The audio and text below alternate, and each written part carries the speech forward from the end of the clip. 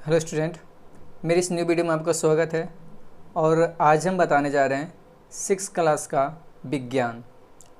तो चलिए देखते हैं इसमें क्या क्या क्वेश्चन आता है, क्या क्या आंसर आता है। अब वो मैं क्वेश्चन आंसर के हिसाब से बताऊंगा, ठीक है। तो चलिए देखते हैं। कुछ प्रॉब्लम हुआ या कुछ प्रॉब्लम होगा तो आप कमेंट कर दीजिएगा, मैं उसे देख लूँगा और आपका सारे सब्जेक्ट का मैं कंप्लीट करूँगा। पहले भी 6 क्लास का मैं विज्ञान उठाया हूँ, विज्ञान को पहले क्लियर कर लेने दीजिए, फिर अदर सब्जेक्ट उठाऊंगा। और अगर आप चाहेंगे कि नहीं मैं प्रत्येक लेसन का, ठीक है, अलग अलग करके वीडियो अपलोड करूँ, मैं तो सारे को लेकर चलूँ प्रत्येक सब्जेक्ट को, तो ऐसा भी कर दूँगा, ठीक है। बट अभी तो ऐसा कुछ इन्फॉर्मेशन नहीं आया, तो इसीलिए मैं विज्ञान को उठाया हूँ और उससे पे ही कंटिन्यू चलता हूँ। तो चलिए देखते हैं आज का विज्ञान में, आज के पहले दिन में इसमें क्या पढ़ना है और क्या क्या मैं आपको पढ़ाऊँगा। चलिए क्या है। तो आज का पहला क्वेश्चन ये है कि क्या सभी जीवों को एक ही किस्म के भोजन की आवश्यकता होती है। आप ये समझने का कोशिश कीजिए, ठीक है। क्या सभी जो जीव हैं वो क्या एक ही किस्म का भोजन का उपयोग करते थे या करते होंगे। तो इसका आंसर क्या हो सकता है। तो हमारे हिसाब से या आपके हिसाब से सोचेंगे तो ऐसा नहीं हो सकता है। सभी जीव एक ही किस्म के भोजन की आवश्यकता उनको नहीं होगी। सारे जीव अलग अलग होते हैं तो उनको भोजन की भी अलग अलग आवश्यकता होती होगी, ठीक है। जैसे में यहाँ पे दिया गया कि नहीं, सभी जीवों को एक ही किस्म के भोजन की आवश्यकता नहीं होती है। आप सोच भी सकते हैं, ठीक है। कोई मांसाहारी होता है, कोई शाकाहारी होता है, वह विभिन्न प्रकार के भोजन अपने शारीरिक बनावट, आवास तथा या और आंतरिक अंगों के आधार पर, ठीक है, ग्रहण करते हैं। विभिन्न खाद्य पदार्थों के ग्रहण करने के आधार पर, ठीक है, जीव हमें जीव कितने प्रकार के होते हैं। तो जीव 3 प्रकार के होते हैं, ठीक है। यानी जो क्या बोला जाता है कि क्या सभी जीवों को एक ही किस्म का भोजन, यानी भोजन ग्रहण करने वाले भी ये एक ही प्रकार के नहीं होते हैं, बल्कि इन्हें भी जो वैसे जीव होते हैं तो जो मतलब कि एक ही किस्म के सब भोजन प्राप्त करते होंगे तो नहीं, उनको भी अलग अलग भागों में डिवाइड किया गया है और वही हम बताने वाले हैं, ठीक है। तो आप इस क्वेश्चन से बस आपको यही पता चलेगा कि क्या सभी जीवों एक ही किस्म के एक ही किस्म के भोजन की आवश्यकता होती है। तो नहीं, इसका आंसर ये होगा। अब अगला देखते हैं कि क्या है क्वेश्चन में। तो अगला क्वेश्चन में ये है कि वो जो 3 प्रकार के जो थे जीव, वो कुछ इस तरीक़ा से हैं। एक है शाकाहारी और एक है मांसाहारी और एक है सर्वाहारी। तो शाकाहारी क्या होते हैं, पहले ये बताते हैं शाकाहारी क्या होते हैं। तो जो केवल पादप उत्पाद खाते हैं, ठीक है। अब पादप उत्पाद क्या है, ठीक है, तो जो पेड़ पौधा से प्राप्त हो वही आप समझ लीजिए। और एक है मांसाहारी, जो केवल जंतु उत्पाद खाते हो, यानी जंतु यानी जीव जंतु को मार काट कर जो खाया जाता है, मांस, जो मांस के समझिए मांस, ठीक है। तो वो उत्पाद कहलाते, वो क्या कहलाते हैं, मांसाहारी कहलाते हैं।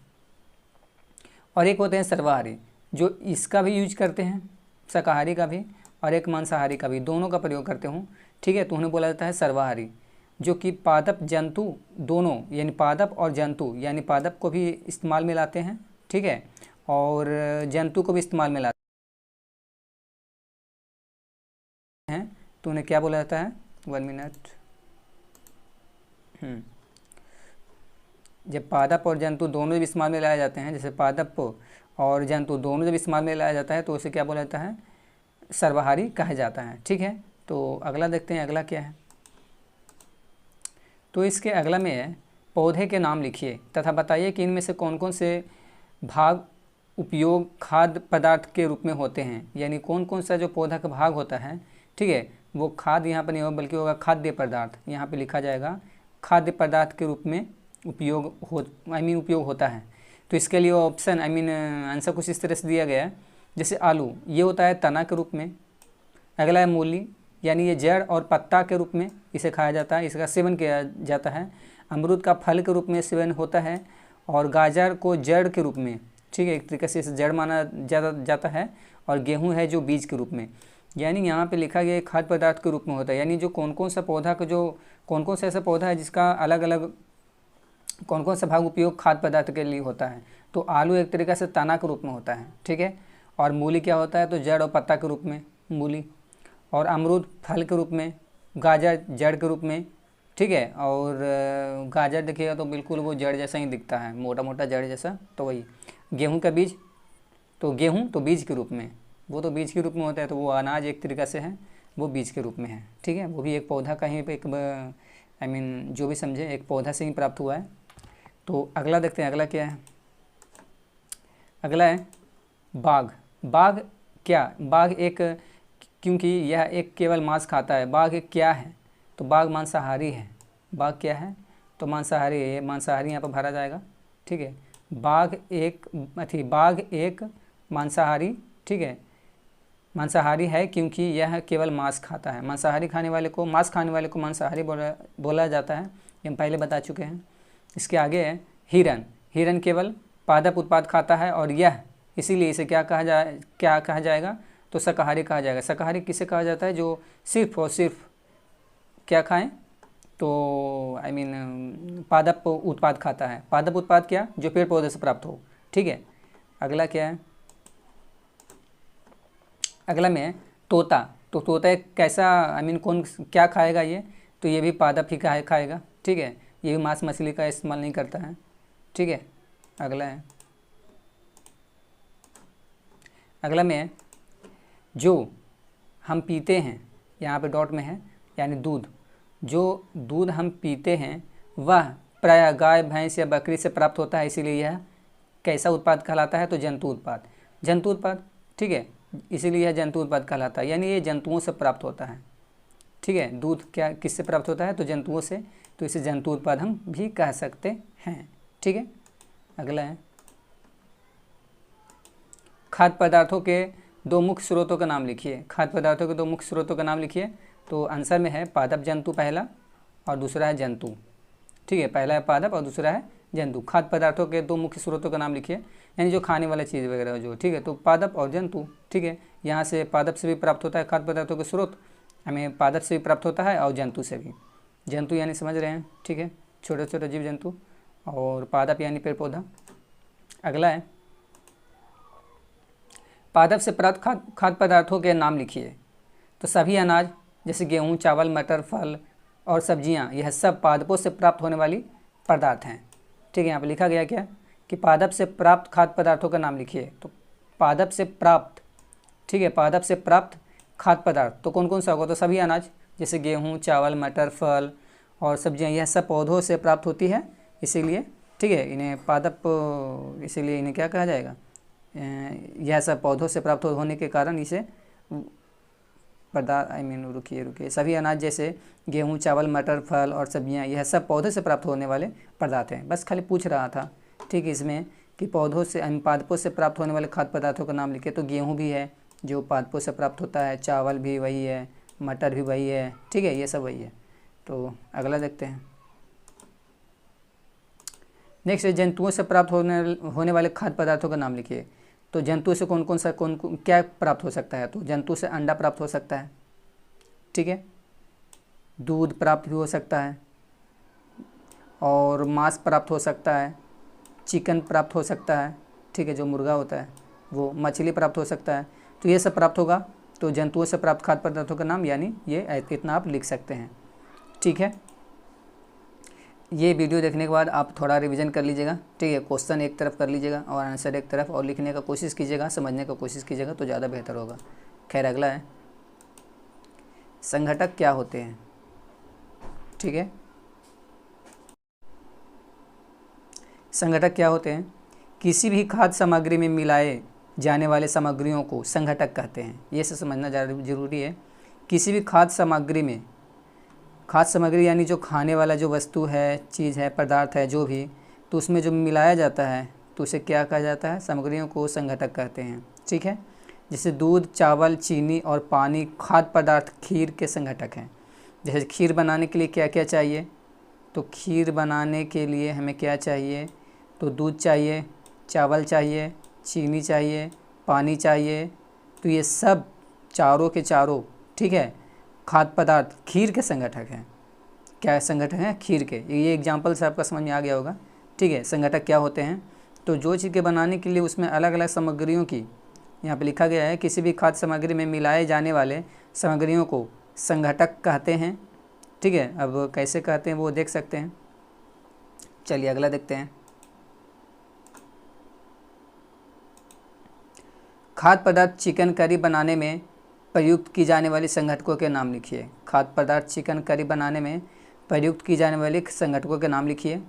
तो वो है पादप और जंतु खाद्य पदार्थ चिकन करी के प्रमुख संगठक हैं। यानी यहाँ पे बस कहा जा रहा है कि खाद्य पदार्थ चिकन करी बनाने में प्रयुक्त की जाने वाले संगठकों का नाम लिखिए। यानी चिकन करी बनाने में क्या क्या ज़रूरत पड़ेगा, क्या क्या उसमें मिलाना पड़ेगा बनाने के लिए चिकन करी। तो पादप और जंतु खाद्य पदार्थ चिकन करी के प्रमुख संगठक हैं। यानी पादप भी चाहिए और जंतु खाद्य पदार्थ भी चाहिए, जंतु भी चाहिए। तो ये सब खाद्य पदार्थ चिकन करी के क्या होगा, प्रमुख संगठक होगा। चलिए अगला देखते हैं। पादपों के खाद्य भाग के नाम लिखिए। पादपों के खाद्य भाग के नाम लिखिए। तो फल, फूल, पत्तियां, तना, जड़, यह सभी पात्रों के खाद्य भाग होते हैं, खाद्य भाग होते हैं। ठीक है ना।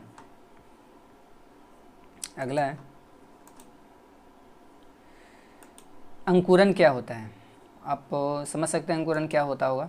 ठीक है, जैसे कोई पौधा को बोया जाता है ज़मीन में, जैसे ज़मीन में कोई पौधा को बोया जाता है तो कुछ दिन के बाद कुछ वाइट कलर में पहले ही, ठीक है, या थोड़ा हल्का या और अलग कलर में कुछ निकलता है ऊपर, या कुछ दाना से या कुछ अनाज से कुछ फूटता है वो, ठीक है, तो कुछ अंकुर निकलता है वो, तो उसी को बोला जाता है अंकुरन। ऐसे यहाँ पर दिखा देते हैं, बीज से शिशु पौधे का उगना, ये किताबी भाषा में हो गया। बीज से शिशु पौधे का उगना यानी छोटा सा उगना क्या कहलाता है, अंकुरन कहलाता है। यानी बीज से शिशु पौधा का उगना अंकुरन कहलाता है। ठीक है, अगला देखते हैं। अगला क्या है, मरकंद। 1 मिनट, ये किधर किधर भागेगा। 1 मिनट किधर गया, ये इधर गया ना। चलिए अगला है मरकंद। ओहो, मरकंद या नेक्टर किसे कहते हैं। मरकंद या नेक्टर किसे कहते हैं। मधुमक्खियों द्वारा इकट्ठा की गई फलों के मीठे रस को मरकंद कहते हैं। ठीक है, मरकंद किसे कहते हैं, तो जो मधुमक्खी होता है, ठीक है, वो फूलों से रस को निकाल कर और एक जगह इकट्ठा करता है वो अपने छत्ता में, तो उसी को क्या बोला जाता है, मरकंद कहते हैं, जो बाद में शहद बन जाता है। यानी मरकंद, पहले उसे मरकंद बोला जाता है, जो बाद में क्या बनता है, शहद बन जाती है। यानी मधुमक्खियों द्वारा इकट्ठा की गई फूलों के मीठे रस को मरकंद कहते हैं, और जो बाद में शहद बन जाता है। ठीक है, यहाँ तक समझ में आ गया होगा। अब अगला देखते हैं, खाद्य पदार्थ। क्या हो रहा है,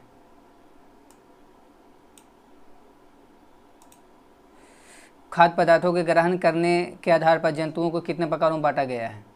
यानी खाद्य पदार्थों को ग्रहण करने के आधार पर जंतुओं को कितने प्रकारों में बांटा गया है, ये इसका क्या है, क्वेश्चन है। तो देखते हैं, तो इसका आंसर है 3 प्रकारों में, शाकाहारी, मांसाहारी और सर्वाहारी।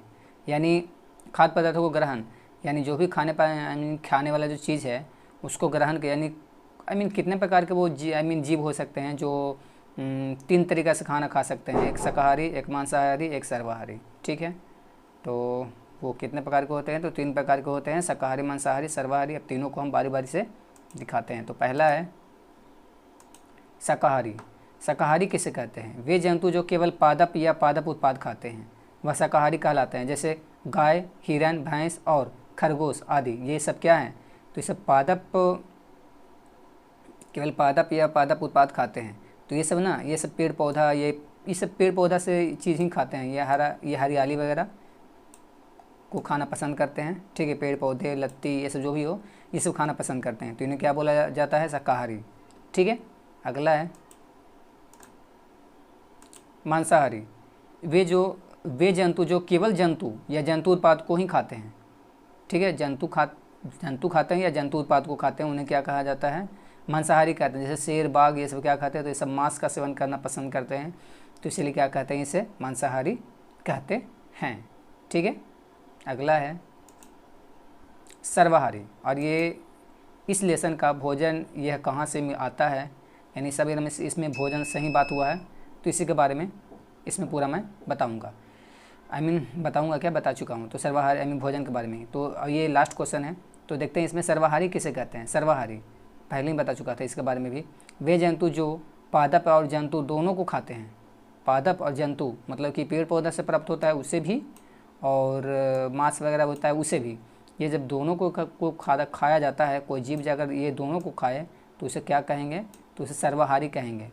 और जंतु, यहाँ पे देख लेते हैं डिफिनेशन। वे जंतु जो पादप और जंतु दोनों को खाते हैं वे सर्वाहारी कहलाते हैं। जैसे मनुष्य, कौवा, मनुष्य भी जो है वो दोनों को सेवन करता है, ठीक है, दोनों चीज़ का सेवन करता है, वो सर्वाहारी कहलाएगा, या सर्वभक्षी भी उसे बोला जाता है, ठीक है। तो इस वीडियो में आज के लिए इतना ही रहने देते हैं। नेक्स्ट वीडियो में नेक्स्ट लेसन का लेकर आएंगे, ठीक है। वीडियो देखने के लिए धन्यवाद, थैंक यू।